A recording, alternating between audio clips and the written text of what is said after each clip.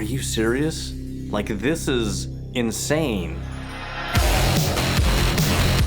The nature of the 3D world has dictated a new type of gameplay. A step forward into a new technical level. It blew my mind that I actually got to be there. Eye level. Oh god. I heard about the BFG. You know what that stands for? Big fucking gun. Oh shit. Quake was such a big revelation. It was amazing looking. Originally, a lot more like a role-playing game. Nintendo says don't try and do 3D first-person shooters. We kind of just ignored that. We were doing things that no one had ever done before. We pioneered online gaming. You were Duke, and he was a badass. We came up with a system of double kill, multi-kills. When Half-Life came out, it changed everything. It wasn't the story, it was the way the story was told. We had something special with Halo. We had to build the greatest game ever. We wanted to do something that felt alive and real. You are a part of it.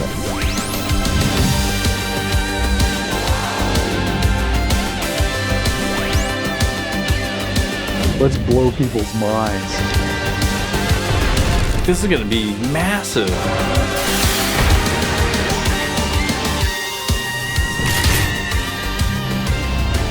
Come get some.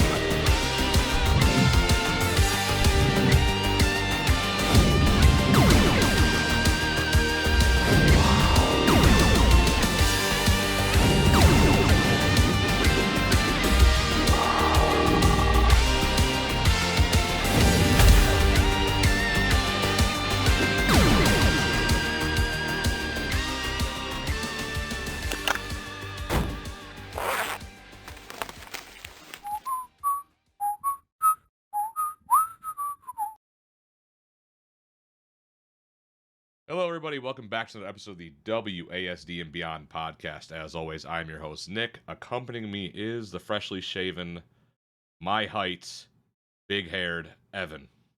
I'm taller than you. Let's get that out of the way. Yeah, because right your now. hair, dude. Your hair is so big, that's why you're taller. Whatever, man. Today, we are joined by two very special guests. But before we get into that, let's plug the sponsors and the community that we are a part of. WASD and Beyond is proudly sponsored by FINALBOSS Clothing, which I am wearing the Doom shirt right now, and Doc Longy, a hip-hop, music-centric clothing line. It's very cool stuff. Both of them do random drops every month. You should check them out, support them, support us by supporting them. We're also a part of the Spawn Camp network and or community, depending on how you're looking at it, where you can come and game, watch movies, watch TV, play D&D with us, do what you want, have a good time. It's free, no paywall. Come in, join the fun. Now, let's forget all that for just 90 minutes or so and really dive into this topic I've been loving talking about either on Twitter. I've talked to the man that you guys can see probably right above me right now, and I'm talking to another man that's a part of this project that I've been obsessed with and been obsessing with.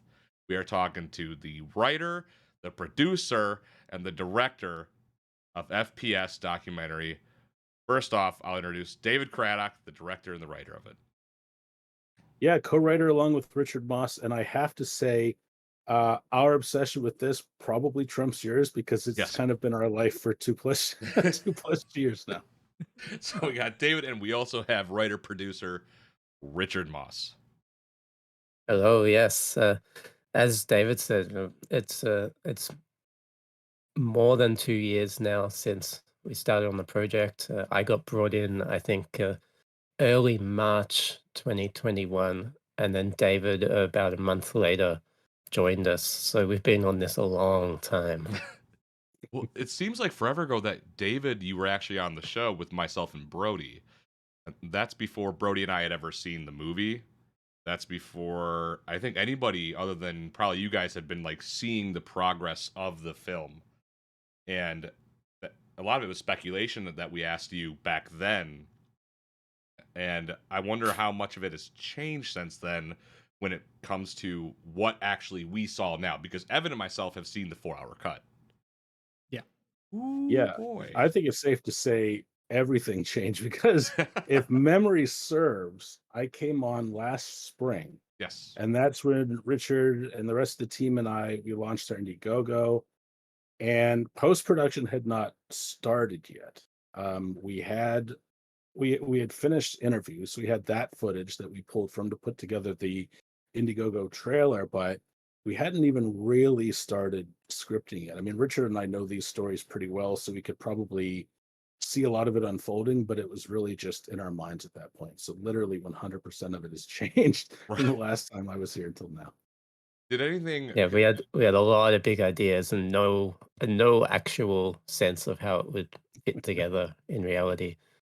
I mean, from seeing the cut that we've now seen, Evan, myself, it seemed like it all. I remember you telling me about COVID when it hit. It was like a big strain on you guys, and there was just a lot of hurdles at that point. But the cut that we've now seen, because we saw the last cut and now this newer updated cut. Yeah, I don't know about any hurdles. I don't see the hurdles in the movie. It looks like it came together extremely well. And the time you guys have put in is definitely worth it, man. Yeah, we appreciate that. Since it's been 2+ years, I don't remember a lot of the hurdles, although I have been documenting the process for a future project I want to do. But this really started with, Richard wrote the synopsis first. That was kind of our roadmap. And then once we started reaching out to contributors for interviews, it was a process of, maybe that was the first hurdle. I want Richard's input on this, but the synopsis was this concept of, if we could make the perfect or ideal FPS documentary, these are the games we want to cover and the people we want to talk to, but then you have to find out, okay, who's available, who's not, who is available, and when, that sort of thing, right? Right. Yeah. Sure. Yeah, and it was very chaotic in those early days because we didn't have a properly defined leader yet. We just put this team together, and there was a sense that, oh, maybe I'll be leading, but maybe Chris, our editor, and other co-director will be leading, or maybe David will be leading, and no one was actually taking charge of doing anything except our executive producer, Robin, who would occasionally from up above tell us what we need to do. But then no one was really owning any part of the film, and so we didn't know what we were doing. And that resulted in, for instance, I think we had about 10 id Software people originally in our planned cast list of a maximum budget-wise of 50, which just did not make sense. We had to lose a few along the way, or we wouldn't have been able to cover other stuff properly. And that was because we had this huge list of people we'd like to talk to. And David and the ladies who were helping with our initial PR outreach, they just went through that list and started trying to get people without really thinking much about, well, if we've got the 4 key id people, which of the other ones do we really want? Which ones are actually going to help us? As much as Dave Taylor's going to be interesting to talk to, does he actually bring much to the film that these other guys can't? Which was actually, it's funny that you mentioned Dave, because he has taken a very different course through life. When I initially reached out to him, my policy when reaching out to people is the same as when I outline a book. Like, I just throw everything at the wall. I'll scrape it off later in draft 2 or 3 or 10. And Dave agreed, but he's like, just so you know, I hate video games now. I don't play video games. I'm living like a natural life. And I was like, all right, well, you've kind of moved to the top of the list of people we can cut if and when it should come to that. And he was like, yeah, no hard feelings. That's fine. So I was like, well, that's easy. We'll cross that name off and see who else we can get. Oh my God. That literally, so that just happened to me. We're reaching out for an interview. I contacted Mark Laidlaw, and I thought it was going to go really cool. And he's like, just so you know, I was like, oh, an email from Mark Laidlaw, and I read it and I went, oh, that was not. I was like, okay, and just delete that. But so it was a process of elimination. Then is what it seems like to me, because it's like you have this list of industry titans, so to speak, which you have a lot of them here. Like, yeah, like there's a lot of big names in this movie. it's just you kind of almost like it seemed like whittling it down, and it's like, okay, you have Cliff Blazinski, you have John Romero, you have Carmack, I mean, you have G-Man, you have AVGN, Steven from Night Dive. It's a lot of people. I would say who you kept was great.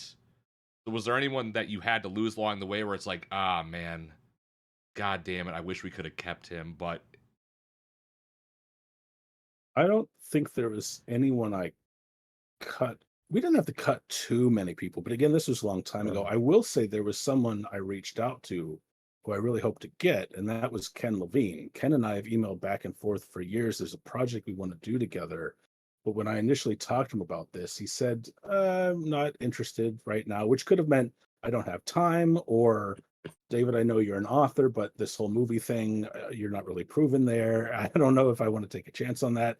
And so it just didn't work out. Richard, do you have anybody like that? Yeah, there were a few people that I hoped that we would have that we ended up not being able to get.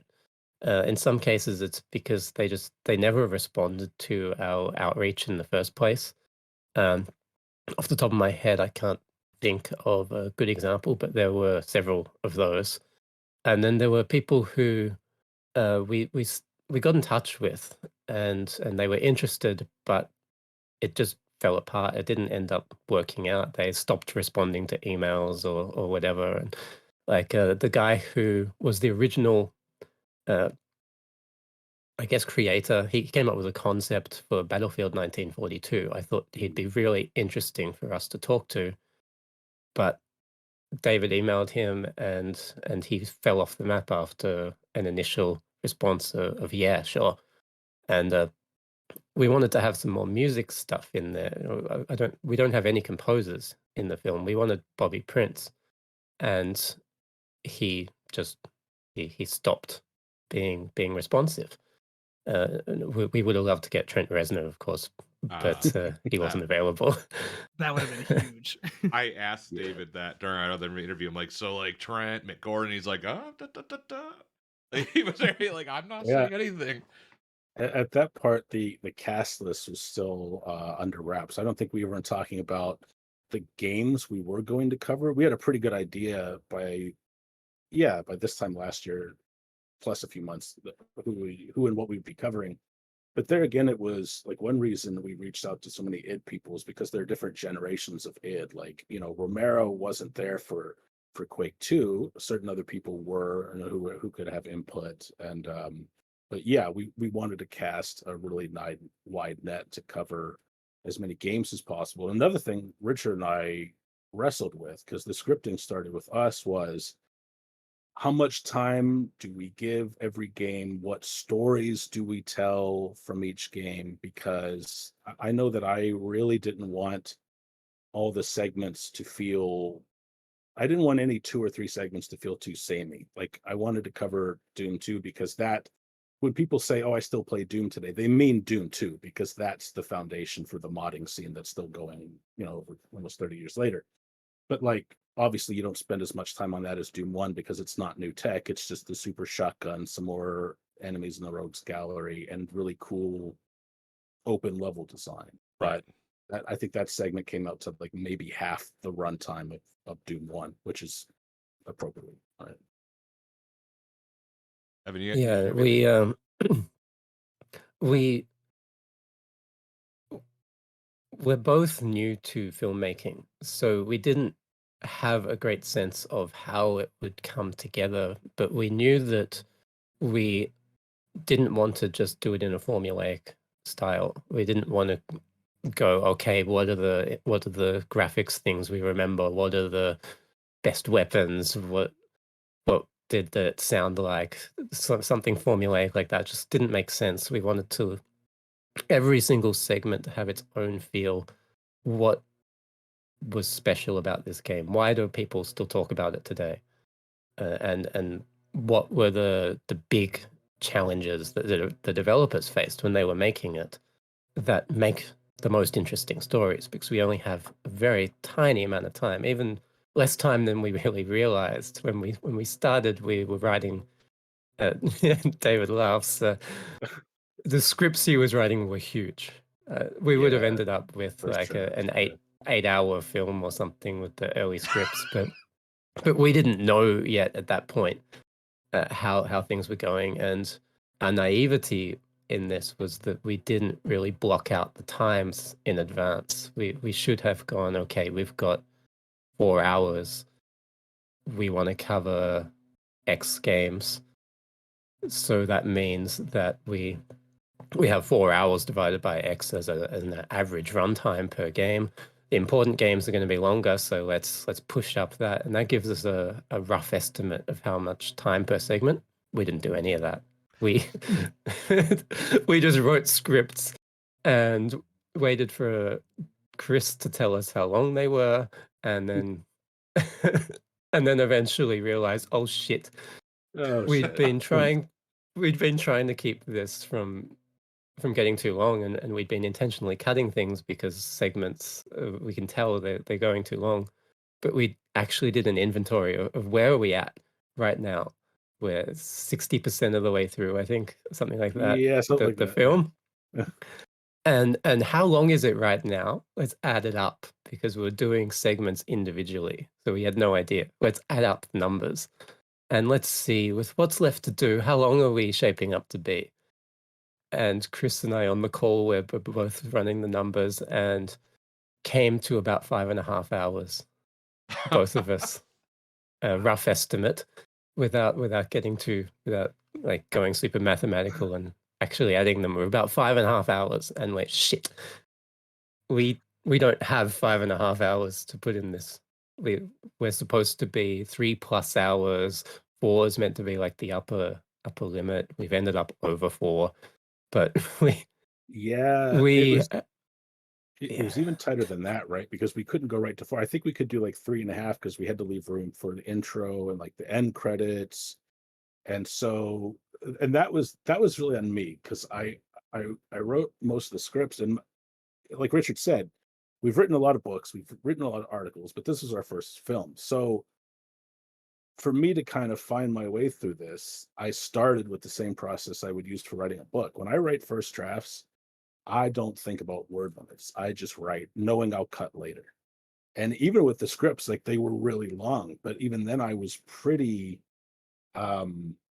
conservative with what I wanted to tell. I thought I'd picked out the best bits and still left plenty behind. But when Chris and Richard were like, oh shit, I was kind of like, you will cut, right? But like, we needed to start that later, because if it were a book, I'd be the one doing the cutting, but Chris has to do the cutting, and that's a lot of work for one video editor to do. Yeah, and we'd already cut a bit in the scripting stage. Like, whenever David would write a script, especially early on, I'd come in and say, okay, this chunk here is redundant. It's already talked about somewhere. Or this other chunk there, we can shrink it down to that one sentence. That's all that actually is important in this bit. And so we probably shaved off minutes of every script in the early days doing that, but it was still too long. And poor Chris, the thing that we had to, that at least I understood because I'd done audio editing, but hadn't really properly cemented for me, and I don't know if David knew at all, was that video editing takes a long time to do. And poor Chris, he's having to do these rough cuts that are 10 minutes long when we end up having the segment that's 5 minutes. That's a huge amount of his time wasted because we've over-scripted. Yeah. That was hard. That was hard. And a lot of that was Chris and I especially would go back and forth on each segment. So we would do several passes. The milestones we had was every like 6 weeks or so, the team would review a chapter. That's how we blocked it out. You can actually still see that format in the film. There's certain headers we have that's basically delineating the start of a new chapter, a new era. And I think each segment had at least 3 cuts, but the ones that changed the most were probably the ones that we put together earlier, or like really early in the project, because Richard and I were getting our filmmaking feet wet. Chris and I were learning how to work together. Chris and Richard and I were learning how to work together. So, and that is often how, at least speaking for me, that's how my books go as well. The second half of the first draft is usually much stronger because I found the voice. The first half needs, I mean, the whole thing needs work, but the first half needs a lot more work. So, like, I think even Maze War, which is really fascinating game because most people will not have played that. Right. That, I think the first cut was around like 15 minutes and now it's around 5. Like, that's a really good example. And you might think like, oh wow, you lost 66%. Well, yes, but the 5-minute runtime that it is now is really, really tight. It is entertaining and informative, which is a really hard balance to strike, I think. Yeah, it was very. We all knew that segment in particular because it's not an exciting game now. Looking in our 2023 eyes, it's kind of dull. It's just some lines that you're walking through, Right. and and so and there's not really even any sound either. So it was boring. The segment was boring. It makes a very interesting written article, and I literally wrote the article about this game some years ago. But when we put it into the film, it was, this is not how we can start the movie.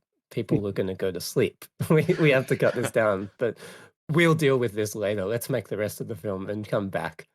So, Gotcha.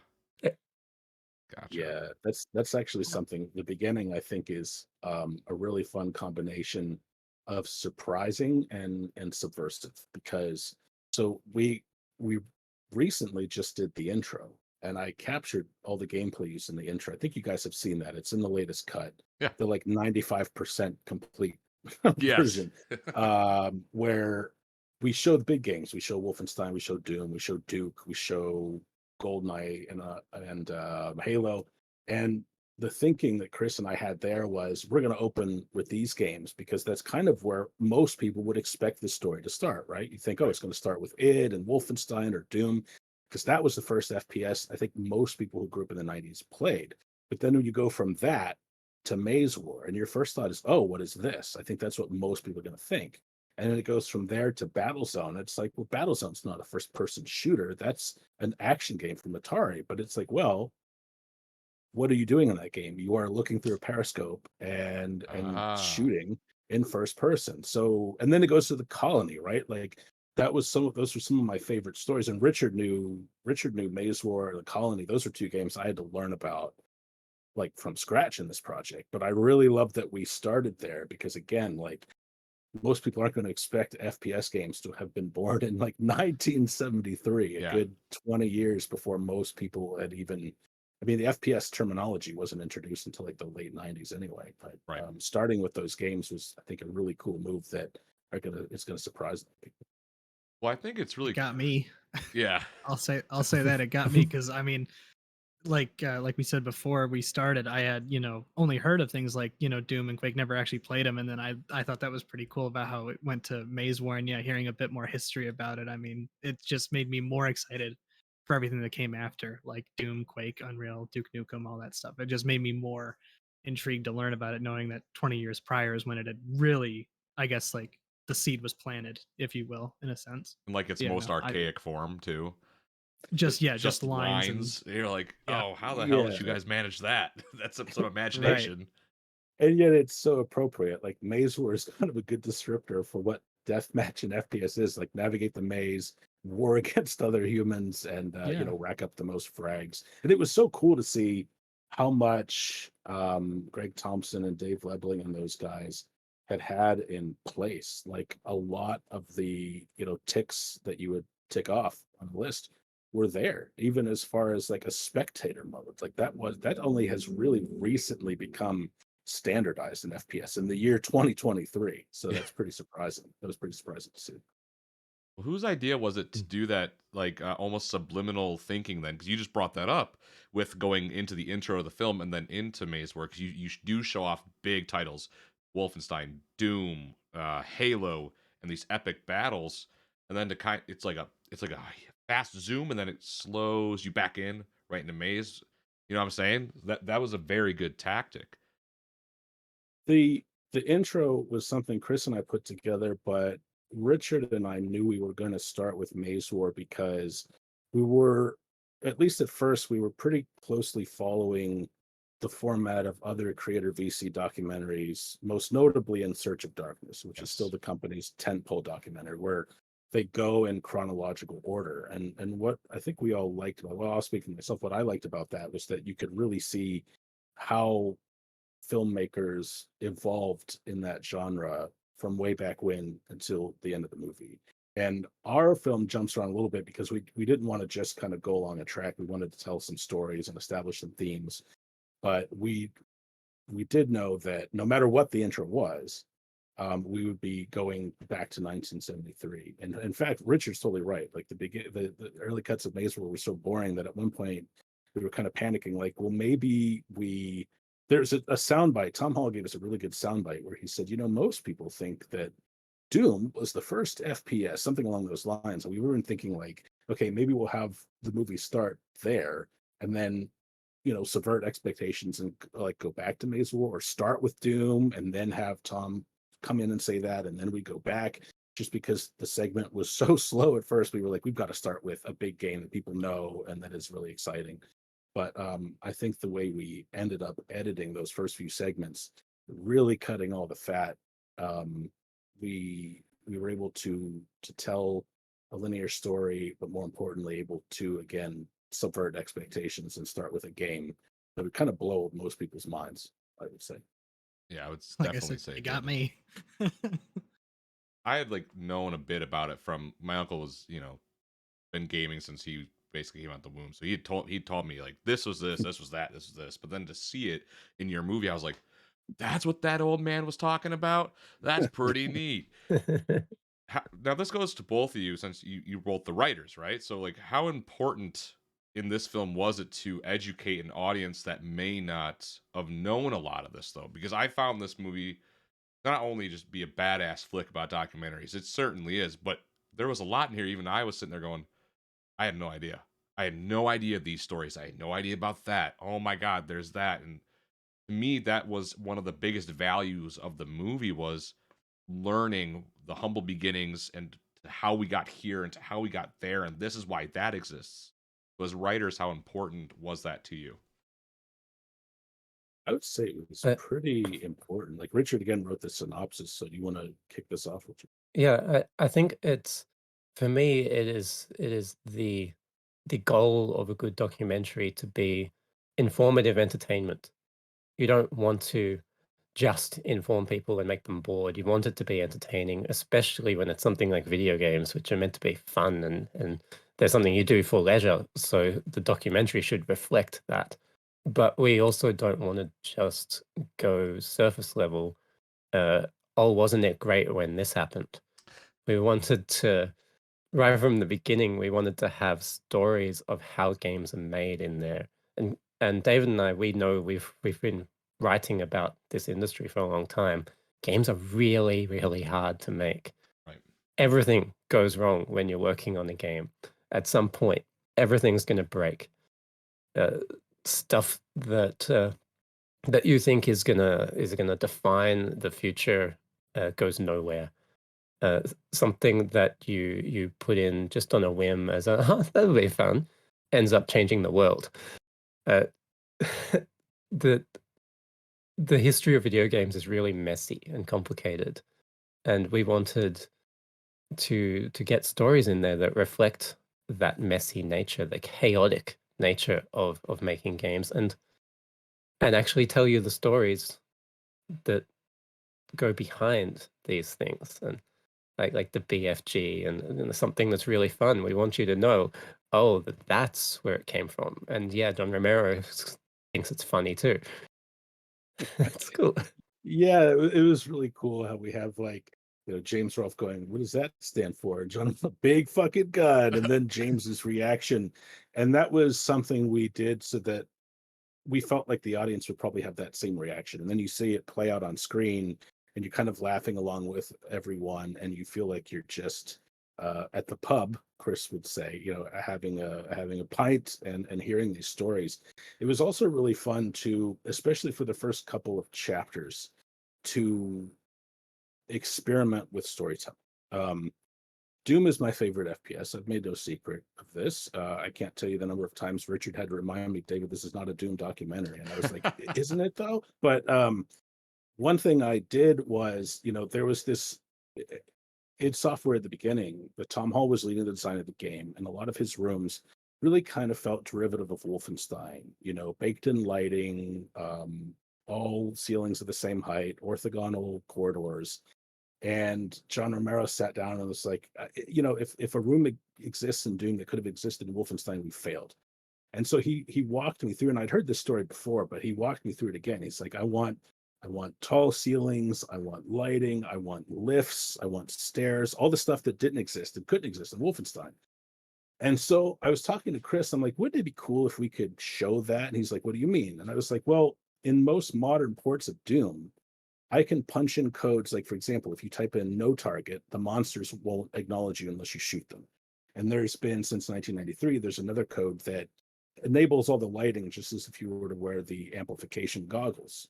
And I said, I'm going to capture footage of this room fully lit, and with no monsters, and then with monsters, but the targeting turned off. If I do that, could you shrink the ceiling size so that it looks uniform to Wolfenstein and then stretch it back up?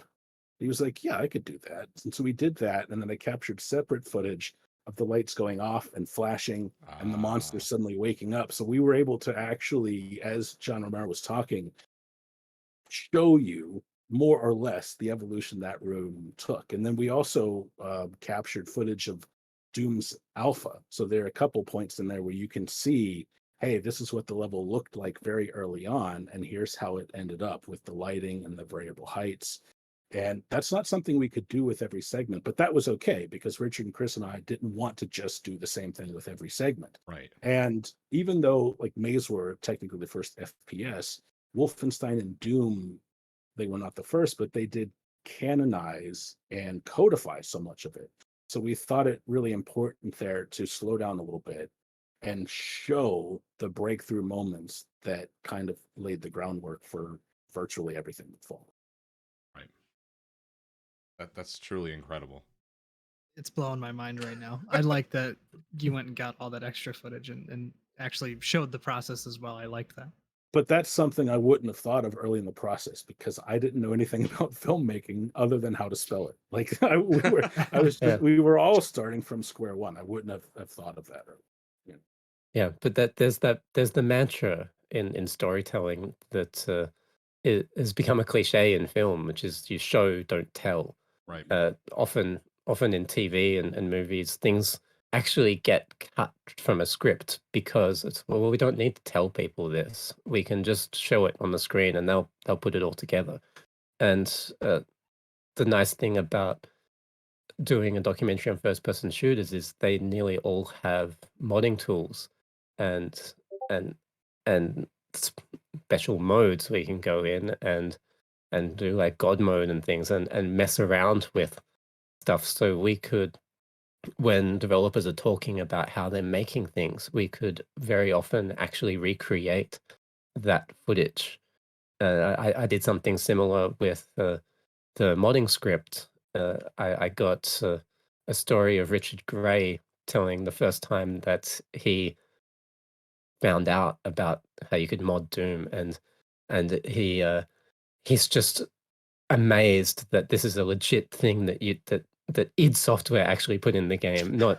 It's not some fan created thing. id Software actually wants you to mod this game, and some fan has released the Doom editing utility, and he gets it on a disc from a colleague of his, and he's, what is this thing? And he plugs it in and he starts playing around with it. And he had always wondered when he was playing E1M1, he walks into the level, he turns left, he goes up the stairs, he sees those windows. Why can't I go down through those windows into the area below? And so he instantly thinks, well, with this DEU, maybe I can change that. And so he goes in and he messes around with it, changes the heights of the windows. And so I learned how to use the DEU, which was difficult because it's a DOS application very early in Doom's life when they weren't thinking much about the usability and the UX and UI design. But I figured out enough that I could actually go in and do that. I changed the heights of the things. I recorded myself doing this, and then went in and I ran around in there, and it was, wow, this is so cool.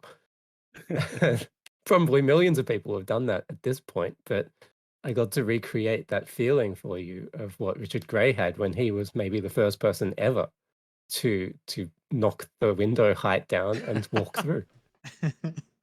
That's insane. So, like, with all that game footage, that's all you guys done, huh? Or, like, not all you guys, but No, not all. was it a lot of trying to get your hands on these games?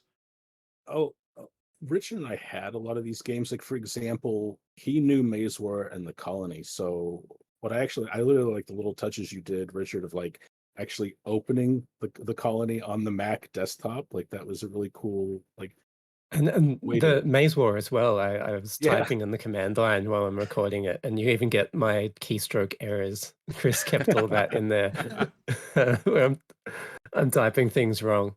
And I thought that really adds to that immersiveness for you. We're typing in the command, some weird obtuse command to open maze, and it says you are the first rat in the maze, and then it loads up the graphics. That was really cool. It took me many hours to figure out how to get that game to run. I had to have someone help me because it's a 1973 mainframe game, and it's not just run on the mainframe. It's actually you're running on a PDP-10, I think that's right, a mini computer, and it connects to a mainframe system. And so I had to download an emulator, get it built in Ubuntu Linux, and with some troubleshooting, learn how to boot this thing up, and then figure out for myself how to operate it. So Colony was probably a cakewalk compared to that, right? Like, at least you knew the Mac UI. Yeah, the Colony, and I played that many times through. I grew up using a Mac, so that was very straightforward, and I knew slow down the emulator. Don't run it at the default full speed, or this is just going to look so weird and hyper. And wow, they made something that's faster than Doom. No. It's incredibly slow. Yeah, that's another thing. So to answer your original question, Richard and I would capture footage for A, the games we knew really well, and B, the games we knew most people wouldn't have access to. But for our Kickstarter and Indiegogo backers who pledged at or above a certain level, one of the perks was you can record footage and submit it to us. And Richard actually handled that. He would say, hey, here's what we're looking for, here are the specific moments, and here's kind of how to play. Because that's something, Richard mentioned this, but we had to learn or kind of relearn how to play games. Like, I remember a lot of the early footage I captured of the id games, I went on autopilot and played how I normally play. I'm circle strafing, I'm bunny hopping, I'm rocket jumping, and that looks cool. And there are moments in the movie where you see that because that's what's being talked about, right? But otherwise, we both, Richard and I, learned these filmmaking lessons from Chris. Like, one thing he told us way back during the Kickstarter was, should always be moving forward because that adds that a sense of momentum when you're watching, right? It just kind of, you can't really put your finger on it. It's not something most people can articulate, but it feels more exciting what you're watching if you're just moving forward. The second is and try and be smooth as well, because if you're like typical FPS player, I don't want to get shot, I don't want to get shot, I don't want to get shot. It's it's just so it's so disorienting if you're watching the movie. Exactly. So, like, you turn on God mode so that if you do get shot, it's no big deal. But you also disable the HUD because a lot of times those HUD elements are distracting. Like, they're iconic and nostalgic, and we show them at certain points. But when we show game footage, we try to fill your screen with as much of the game space as possible. But yeah, I mean, a lot of our backers, it was really cool. I believe Richard can expand on this, but we had one person who, I think his name was Sean. He captured a lot of footage for us. And in particular, he actually rounded up some friends and captured 4-player GoldenEye, which was really cool to see, because that's really hard to recreate on an emulator unless you have 4 people in the same room. Right. Yeah. Sean was great. There were a few other people who also became like my go-to people. At the beginning, I had surveyed everyone in our Quake guy list to ask, well, what games could you capture for us? And when I was doing outreach to actually get the footage, some people they would flake out, they wouldn't provide anything. Other people, they would really enthusiastically capture some incredibly high quality footage. It's exactly the kind of stuff that we want. It's the style. It's not too much footage that they're sending. Like, they're not sending 20-minute videos that we have to cut through. They've actually listened to my instructions and sent short clips so that we can quickly find what we need. And Sean was one of them, and he happened to have a capture card, a Nintendo 64, a copy of GoldenEye, and a group of friends who he could get to come over. And it took him a few weeks to find a time that they could all get together. But at my behest, he did this, and they played a bunch of different modes and made sure they did a slappers only game for us, the Golden Gun game for us, and it was so cool. And it's sort of grainy and low quality because it's captured from a real Nintendo 64, but it's truly authentic. We didn't have to fake that footage. Some of the 4-player footage in the game is faked. It's actually 4 individual 1-player games that Chris has put together on the screen. Don't look too close. That one's legit. That one's real, and it's great. And you even see them just going like that. It's just like you really would when you're playing slappers only. Every 2 seconds, you just see everyone just going down the hallways. It's like, you're like, what the hell, dude? That stuck out to me during the GoldenEye section. That was what stuck out to me. I mean, the whole section actually of GoldenEye I loved a lot. So that's actually really cool to know that there was actual footage captured like that. That's sweet. So that was a script I went off script to write. We were supposed to be writing chapters in order, but I learned that GoldenEye was one of Chris's favorite FPS games. And so I was like, I'm going to write this GoldenEye script and just blow his mind. And he had a ton of fun with that. But it also kind of backfired on me because he sent me like a 6-page list of like particular shots and assets. And I was like, oh, this isn't fun anymore. Let me start capturing all this stuff. But I do think that one turned out really well. Like, and a lot of these ideas, like, the nice thing about this is, Richard and I, coming from books and articles, are used to kind of having to think of everything. But there are certain things that Chris, who has worked in a visual medium for years, can go, oh, I can move these parts of the script around because it may read well, but in the audio file it doesn't sound quite right. So he can move some of that stuff around while preserving context, and also find really fun ways to show what we're talking about, right? Like when Brett Jones says, I would literally whack him on the shoulder, and sometimes he might fall down and pull the whole like mocap unit off the wall. And so that's the part where you see Chris like slap someone, the guard fell over, and then it went, he kind of recreated that. Just for kind of a laugh, but also, again, going for that immersiveness to pull you into the storytelling and make you feel part of what's going on as if you were there. Definitely a lot of that going on in this film. Like, certain examples that you've brought up, just they'll be talking, your interviewee will be talking, and then just like gameplay, and then exactly just an action happens. You're like, oh, he's literally describing that, and they just recreated that. That's really neat how you did that. Speaking of things like that, though, the transitions in this film really stand out to me. Those transitions of the big box to the game, to the next big box, to the game. What landed you guys on that transition style exactly? Because that was really something else. So I don't know if Richard's thinking the same thing I am, but there was a meeting where we were reminded, like, hey guys, you need the box waffle transition, and that was honestly a fun and fruitful discussion. Yeah, Chris was having a pretty big argument with Robin about that. As you and he wanted to break away a bit from the format, from the formula of the In Search of films, but we also had to keep in mind that this is a really long film, and a lot of people are not going to be able to watch 4.5 hours in one go, and that's just insane that you can realistically expect people to sit there for 4.5 hours without moving. So they're probably going to be pausing it and coming back the next day. And so you want it to be something that they can jump into very quickly.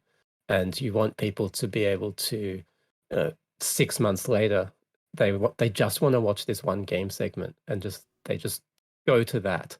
And so in the Blu-ray menu, they choose that game and it will automatically go to it, and you get that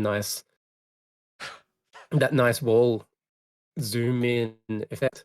That Robin was adamant that we have to do it like that. That's the format. That's what we agreed to, and Chris was pushing. Oh, but that's not very interesting. I want to be able to do storytelling in a more dynamic, organic way, and it was over one particular segment where two games had been merged together that the argument was centering, and then Dom, our associate producer, and I both just said, well, can't you just do this? And it was, oh, yeah, okay. And the whole argument just fell apart and fizzled. And we had a compromise that was the effect that we have. So yeah, this is actually a really good story because it was pretty contentious, but it wasn't anything out of the ordinary. On almost any creative project I've been a part of, everyone involved in building something is very passionate about it. Everyone has a certain vision, and this wasn't the case. We had a couple arguments. We'll talk about Double O Cat later, maybe. But please do. But you know, this was a scenario, as Richard said, where no one was really wrong. We just needed to reach a compromise. So the segment in question was so Chris and I had really all but forgotten about the wall of box art because we didn't find it interesting. And Chris was the one kind of speaking for both of us because I was the one who did a lot of the arguing for Double O Cat some months earlier. But we had a lot of other transitions planned. We wanted to be really creative with them, and Robin said, and Richard and Dominic were right that the wall of big boxes would be, you know, really good palette cleanser, you know, very clear chapter break. I think Richard, when you and I talked about it, you mentioned that even in books, like, you know, text at the end of a chapter won't necessarily end at the bottom of the page. You have that white space to kind of go, oh, okay, this is I gave you that metaphor. It's Yeah. like the end of a chapter. You come to the end of the thing, and maybe you've actually set up a transition and it's going directly flow into the next chapter, but you've got that pause there, just a tiny little pause. There's some white text. You turn the page. Oh, it's a new chapter. Yes, And that was what we needed to do. Yeah, and that was a perfect metaphor that helped me really see it, because of course the book metaphor would finally get through. But the segment in question was the transition from Trespasser to Half-Life. We saw an opportunity to, you know, for the first like almost half of the film, you're really talking about games that amounted to shooting galleries. Not to sell them short, but that's really what they were, and that was of a time and place. They were great, they were fun. But then there were people like the folks who made Sin, you know, Seamus Blackley and the team who made Trespasser, and then, you know, leading into Valve and Half-Life, where they were thinking like, let's do more than just shoot all the things. Let's tell a story. And we wanted to do that. We had this, and Richard can attest to this, Seamus Blackley is just a quote machine. Like almost everything he says is just so, it comes across so well and can be used in so many different ways. But he had this, you know, I wasn't the first to think of it, but I saw what could happen. And then Chris added this echo effect. So it could happen. So it could happen. And then we fade to black, and then you hear the welcome to the Black Mesa. And right there, if you know these games, you get the chills. Yeah. And so this is what, where Richard and Dominic pointed out, like, we could just do the wall of box art there, still have the audio playing, have that moment of the black screen, hearing the Black Mesa, PA system, and it still worked. So this is an example of the reason we're sharing this story, is because this was an argument that needed to happen, because we all came out of it feeling much happier with the production. We got to tell our story. We got to establish some themes. We got our transition, which I maintain was very important, but we did it in a way that made everyone happy and that served the larger purpose of those chapter breaks and helping people have, the clean break from one segment to the next. And also, going to that menu, if you want to jump right to Half-Life, you won't have needed to hear the Trespasser story. You can enjoy the Half-Life segment or something. But if you are watching everything in order, and let's face it, that's how most movies are meant to be watched. You do that first, and then you're scene jumping, right? Right. You'll be able to enjoy the bigger picture there. So that was a really, really fruitful discussion, I think. Well, that's how the menu's going to work, though, huh? To be able to just click on the big box. That is. I was gonna say. I don't know what it'll look like, if it'll be thumbnails or if it'll be the boxes themselves. Yeah. I don't know that that's anything. I guess we could weigh in on it, but like in my mind, that's fulfillment. I don't even know. Richard, do we know who's making the menus? Like, I don't know. That's above our Robin's. pay grade. That's Robin's work. Yeah. He's in charge of fulfillment stuff. We just you wash your hands. We do what he asks. Yeah, exactly. I could see Nick's mind exploding when you were talking about how the Blu-ray menu would work. He was losing it. I know how much he loves big boxes, so that was really. I'm sure you're excited for that. I see. Look at Richard's background. I know. Every meeting we have, like, is that? Yeah. That marathon back there? No. No. It's not Marathon. Unfortunately, I don't have a copy of Marathon. I'd love to, but I can't see it.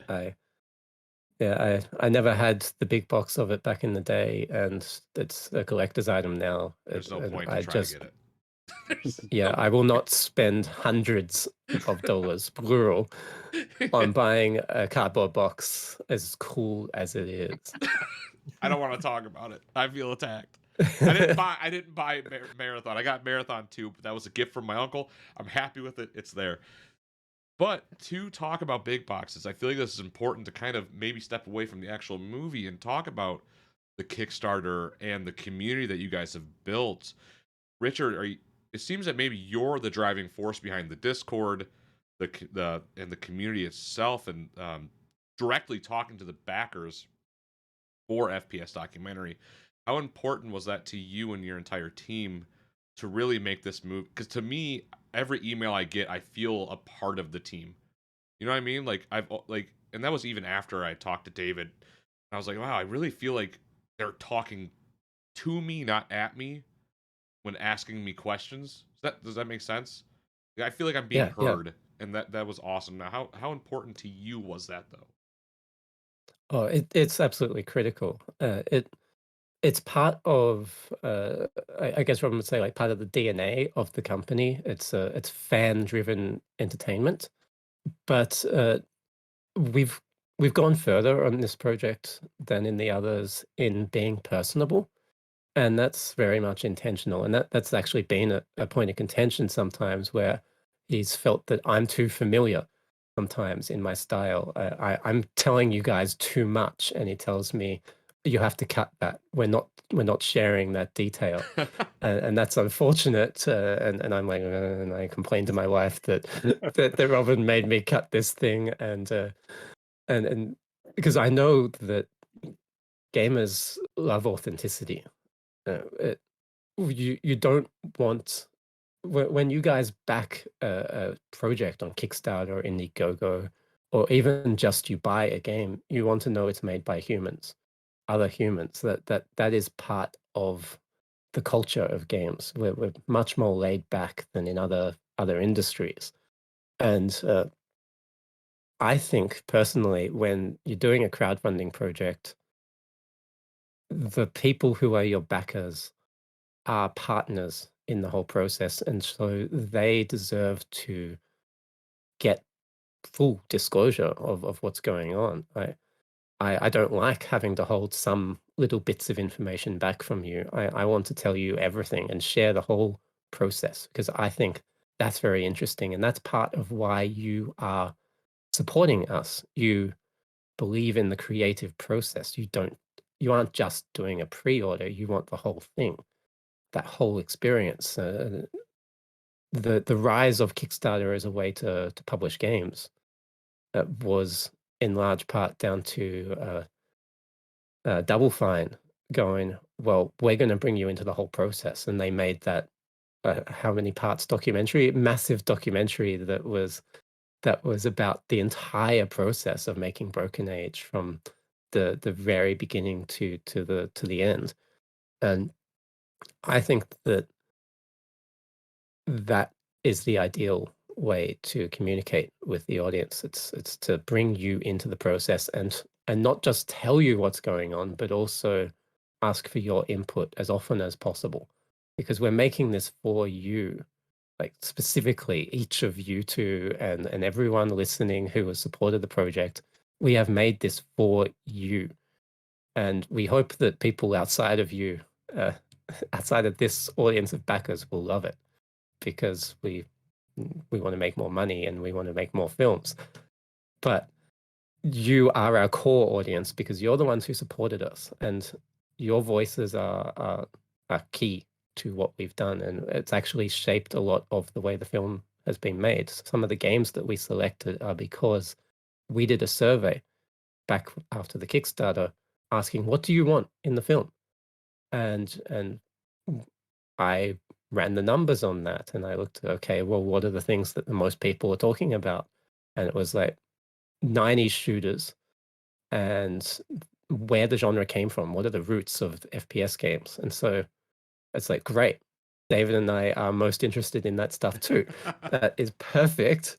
We are going to concentrate this film on that era, and we're going to worry a bit less about the modern games.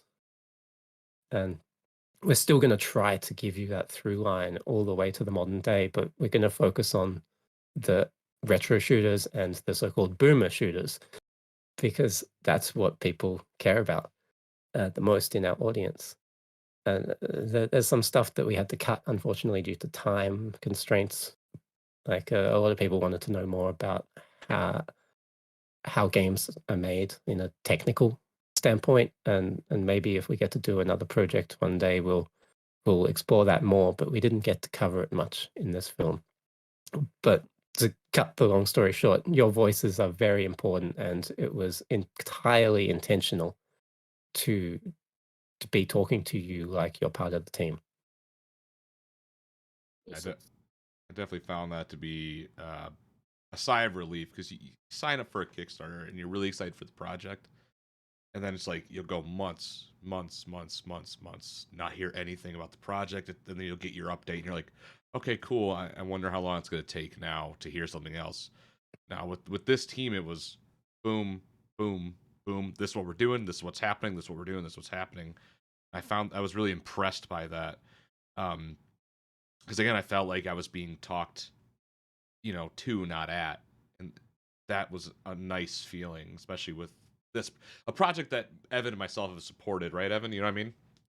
Yeah, well, I was gonna say, like, you put it very well there, Nick, about like you're being talked to, not at, where a lot of game updates that you read, whether they're already out and there's another update coming, or if it is a Kickstarter project or something like that, you might feel like you're being talked at, of like, here's the patch notes, here's the list of things or whatever, and then that's it. And there's a lot left in the dark, a lot left of speculation. And I think that there's a benefit there of talking to people and saying, hey, this is what's going on, and you're not leaving anything to speculation, which I think cultivates a better community, because there's not a whole lot of questions here and there. It's like, okay, they're going to focus mainly on the origins of the genre, the 90s shooters or boomer shooters, if you want to call them that, and that's where it is, and there's no question about it, after, which I think personally for me, that'd make me feel a lot more comfortable knowing, oh, that's what they're doing, and there's no, well, I hope they do this. It's like there is no hoping, what they're doing. Right. So yeah, no, I agree. Yeah, I think that really came together well. Richard, I'm glad you mentioned the survey. That was kind of the guiding light for us, because we did want to delve deeper into military shooters, but we were okay with not doing that because we could look at the results of that survey and go, well, we are giving backers what they asked for, what the majority asked for. And we did, I think it was back in April. What is time? It was back in April or May. We did, you guys were part of this. We selected some backers to give us feedback on an early cut. And, we came out of that with around 80 some reviews and I think a 90% aggregate. And people by and large said, you covered what I wanted to see. And we were pretty happy to see that. Yeah, I would say so, man. I mean, I'd be happy. Myself, I saw pretty much everything I wanted to see besides Doom 3, I think, and that was probably something that had to either get cut or maybe you guys didn't have time for that. That was cut because, again, it's not a Doom documentary. I Apparently, know.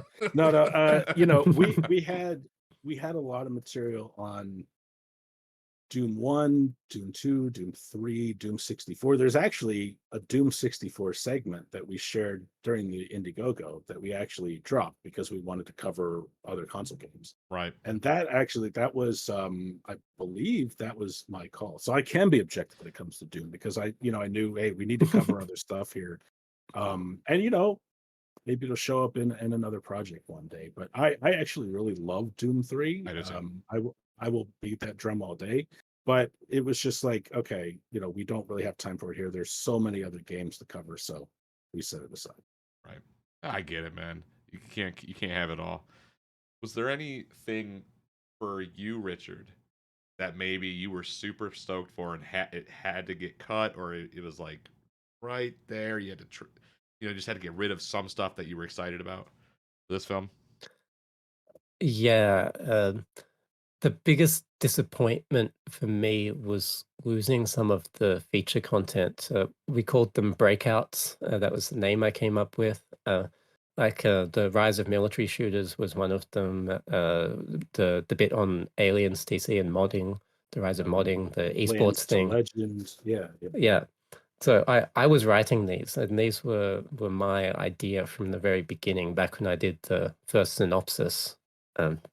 This was something that I thought was important to have in the film. They'd done a bit of this stuff in the In Search Of series, but I thought this is the ripe space for us to really explore the big ideas driving the genre across many games. And I absolutely hated losing the chance to talk about the engine wars of the 90s between the build engine and id Tech and the rise of 3D graphics cards that was part of that. And what was the other one that I was really bummed to lose? Control schemes? Yeah. WASD. Yeah, we got Thresh to talk about control schemes and how he accidentally popularized the WASD controls. And we got this guy Nomad. He's a pro gamer, but he's also a quadriplegic, and he plays with his chin. And he has a custom layout that got put in Call of Duty 4, Modern Warfare, and all but one Call of Duty game since then, called the Nomad layout. And so we got these stories from them, and I wanted to tell the stories behind these things and how shooters became, how the controls for first-person shooters are what they are today, and how people used to play just with cursor keys and a couple of other keys on the keyboard, and they wouldn't even touch the mouse. The mouse was forgotten about until you had people like Thresh come along and show that, oh, actually it is incredibly fast and precise. Right. And I wanted to tell these stories, but we were so pressed for time that even the breakout segments that we did get to do had to be compressed more than I would have ideally liked them to be. Gotcha. Yeah, I was just to chime in on that, I was really disappointed to lose those two. I think what it came down to, not only for time, but because we were exploring we're kind of waiting around in the primordial ooze of FPS. We felt that we could explore a lot of big ideas through the games themselves, because for a long time there, every game was sort of a manifestation of a lot of big ideas. But I really wish we could have gotten more into that as well, particularly the control schemes. I find that stuff interesting. I think the engine wars, Richard, correct me if I'm wrong, I know we got a lot of material on that, but it's too bad that we were missing some interviews. Like Tim Sweeney hasn't done interviews for a long time for various reasons. Like he's in, Epic's embroiled in some lawsuits with Apple and stuff. But I would have loved to get his input, because I feel like we could have had some really good back and forth with Tim Sweeney and John Carmack. And, we got Ken Silverman, first time appearing on film. We could have done a lot. Like that segment could have been really cool. Yeah, absolutely. It was Ken Silverman was a massive get, and he's obviously so nervous on camera. I don't know if you guys picked that up, but he's really uncomfortable, and he told us beforehand that he was really uncomfortable with the idea. It was going to be his first ever time being interviewed on camera, but he also had barely done any actual real-time interviews in the first place. Right. Back in the 90s, he only did a few phone interviews and one or two in-person interviews. He is not comfortable with talking about his work. But I think if we could have had that segment in there, he would have had a bit more breathing room, and he wouldn't have come across quite so I'm frozen up and I'm not sure what I'm saying. Yeah. He's you would have had some time. Yeah, very much a programmer's programmer, which is totally fine. Just because he wasn't really in a position to have done a lot of press and didn't really need to. Whereas someone like Carmack, he has his own way of speaking to people, but he had a lot more experience. I mean, I don't know if you ever attended a QuakeCon while John Carmack was with the company, but for me, it was a highlight. He would just talk for 3.5 hours. And I sat there. I went to QuakeCon at least twice while he was around. I just sat there and listened. That's so and sweet. he likes to talk about that. It's basically an oral session of his .plan files that he used to write back in the day, right? And like that's just something he liked to do. He wasn't really camera shy, but there's the benefit to anything we had to cut was that it's there and kind of ready should we want to do anything with it in the future. As another example, we had a segment on Blake Stone, which is when Blake Stone had a really cool mini map, which is something I was unaware of, because as Scott Miller told us, maybe he talked to you guys about this as well. Blake Stone, one of the reasons it never really picked up traction was because it came out around the same time as Doom or Doom 2. 1 week. Right. 1 week before, I think it was. Yeah, 1 week. And 1 week before Doom. Yeah. Which shame about the timing there. But like the mini map was pretty cool. And that was where we talked about one of those big ideas where, of mini maps becoming more important to FPS games. But that is something we tried to show in segments. Like I specifically, when I captured Duke 3D, I played with the mini map on with just the lines, and then I hit tab again to show the overhead perspective of the map, just to kind of show that. Because there are a lot of things like we didn't talk specifically about the super shotgun in Doom 2, but most of the footage I used it because that's what you want to see when you think of Doom 2. So it's just another way to get something in there, even though we couldn't explicitly discuss it. Visually show the audience, because most of us who've played these games know this is, and we know the feeling. That's really actually quite brilliant. A lot you guys did here that is just insane to me. Now that I'm hearing it come out of your mouths, I'm like, oh, well, that totally makes sense as to why it was done this way. Insane. It actually is really good that we can talk about this, because the past 2 years have been kind of heads down working on this, that you can start to forget a lot of, which would be ironic because we bugged people to tell us how they made their games. We expected them to remember those details. So it's fair to share some of them. Evan, you got any questions, my friend? Like, why did you make this light red in your game 33 years ago? Something inane like that. Like some of your questions, we haven't talked about this. Some of David's questions. So when it came time to do interviews, what would happen is that he'd write a question sheet, and then I'd come in and add questions. And if it's someone I was an expert on, then I'd be adding a lot of questions. Or if it was someone that he was an expert on, I'd have barely anything to add. And the questions he'd written for the id Software people in particular were so incredibly finitely detailed. He really knows Doom inside out, and these poor guys are having to answer super specific questions about how Doom was made. Yeah, I actually derived a lot of the id Software questions from interviews I had done with them for like my book Rocket Jump. So I knew that like they wouldn't be caught off guard, like, wait, what red light? Where? Like I knew that they would be able to talk to it. But it was really cool. Like Richard and I would we both do a lot of interviews, so we would kind of help each other get the right prompt to set up a really good answer. And so that was actually, I had a lot of fun with that process. The interviews, I did most or all of them, but it was great to have help with the questions because we had a lot of interviews to prepare for. And there'd be days where, depending on where we were going, like I think there were 5 or 6 people in Seattle and in the San Francisco Bay Area. That was a really long day. So having really, really good questions set up ahead of time took a lot of the pressure off. You want to extemporize as you talk, but the more prepared you are, the more you can be assured that you're going to ask everything. Absolutely. Hey, Evan, I think your mic is muted, buddy. No, it's not. Oh, I thought. Well, it looked like your mouth was because your mouth just moved. Did it not? I don't. I don't know. I'm going crazy. I guess he knows nothing. He'll admit nothing. Did you ever go to segue from that awkward moment? Did you ever go to the arcade with Mr. Carmack? You were talking about you were supposed to go.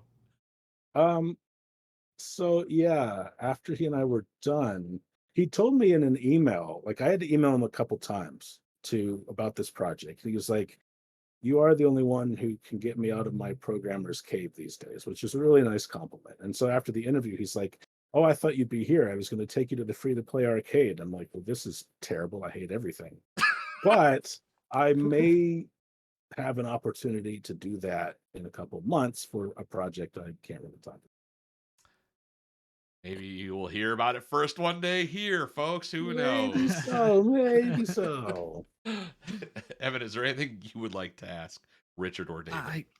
I can't really think of any questions. I've like I said earlier before we started, I was watching it while I was at work. I watched it over the weekend, and to hear you guys talk about everything that came into the decisions, especially the big box stuff, I loved some certain segments like the GoldenEye segment. So to hear more on that, especially how it was actual footage captured recently instead of just found here or there or something like that, was really interesting. So I mean, I can't think of any questions. I can only just think of high praise to both of you and to everybody on the team for this. I loved it, not knowing anything about it other than hearing.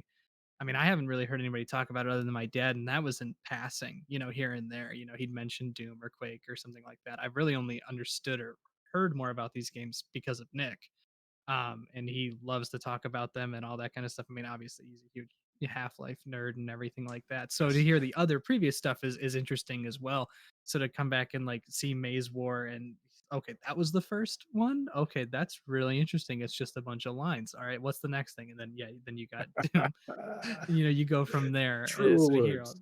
Right. So I can't think of anything other than to just say congratulations to both of you and everybody on the team for this. I can't wait to watch it more. I'm going to show it to my dad. He's going to love it. Good. Yeah, seeing the first cut and now diving back in, because it is a 4 hour. It is 4 hours, and that is 4.5. 4.5 hours, almost 5. But it doesn't feel like it. I'll say that. The thing, it's paced so well. You are correct. Does not feel like it, but it is that long. So I'll stand up after a long time, oh man, my back, and I smell bad now somehow. I grew to my chair. What the fuck? But it's a wonderful experience because of the pacing of it. And going back into it, because I started it again. I was actually at my job today, and when I got home preparing for the interview, I was like, wow, god damn, I love this all over again. but I also know where I can skip if I had to. So I was like, okay, I know this. I think I need to be refreshed over here. And now that you're bringing up the big box menu and all that, that makes, man, I just had a Jimmy Neutron brain blast, and I'm so stoked for this movie to release. Aren't you happy about those transitions now? Yeah. Yeah, dude. No, I couldn't. Okay. yeah. Who, us? It's one of those moments. Is there any? And I like. No, I was just saying I love the transitions. I think I didn't think about it at the time or like realize that was the whole point of it being like a palate cleanser. But looking at it now after you've explained that, it's like, oh yeah, that works incredibly well to not only find your place, but also go like, okay, kind of in a way, sort of a mental reset. All right, on to the next one. And I liked that it felt like, at least in the earlier part of the documentary where it's like there is a transition here, but I felt like I kept taking the lessons from the previous games that I had watched going into the next one, going into the one after that. And I thought that was really cool too. Of like, I'm remembering the tidbits here and there, especially if they're brought up again into the next game, but I was kind of holding on to the bigger ones, and especially all the little tidbits and stuff like that. I love the technical stuff as well, but then the things that stick with you are those human moments. I saw this in a movie, I wanted to put it in the game, and that's why this is iconic and whatnot. So yeah, it was really incredible in that regard as well. Sorry, Nick, I didn't mean to cut you off. No, absolutely not. We're closing in on the time where we end at. So I guess my biggest question for you guys to our audience is there any updates on the film you wanted to let them know about? Anything important about the film that they should know about? Maybe any more funding or anything that you just want our audience to know about FPS documentary? Well, when you're listening to this, probably in early July, we will be running what we're calling the final sale, which isn't really the final sale. It is your last opportunity to get your name in the credits, though. So if you want to do that, go to fpsdoc.com, and you can still pledge now. We've got digital editions, various physical editions, including a big box collector's item. So, definitely go to the website, check that out, and be a part of gaming history. Exactly what I said, and I was really happy about that. There you go. Richard, is there anything you would like anyone to know? No, I think David covered that pretty well. I guess just a reminder that our business model is sort of like how limited run games works. So if you want to watch the film, then you should support this. You should buy it at this point. Get your name in the credits. It'll be nice. If you've got enough money, you can get yourself a beautiful big box. I don't know if we're doing this big box again after this. There will be eventually another chance to buy a physical edition, but then that's it. We're not. This is not going to be perpetually available. You won't be able to buy this in a store. We are doing limited time releases, so don't wait too long if you want it. You guys heard it here first, man. You better get in on it now. Get your copies in. Absolutely. And I guess my final question is FPS. Wow. Cool. FPS. Very good. The next evolution of the FPS. I screwed the joke up. The cat's out of the bag now, Nick. Way to go. FPS Way to Doc go. 2 win.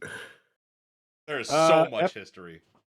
FPS 2, hell on earth. I don't know. I don't think we have any concrete plans right now. Yeah, we've talked about maybe it'd be great to do it, but let's finish this. Let's get this out. Right. Let people enjoy it, and then we're going to all get together and talk about what are we going to do next. We've got a bunch of different ideas. That's one of them, and I don't know. Maybe we'll find the bandwidth to do 2 projects simultaneously. Maybe we'll only be able to do 1. I don't know, but unless this flops, we're going to do something else together after this. So go out and buy it and make sure that this is a success so that we can make another film. We want to make more. Yes, we do. Maybe we'll open this one up to modding. That seems to be the next step. So who knows? People be watching. It's just me and Evan look like the two Muppet dudes. Oh my god, what's their names?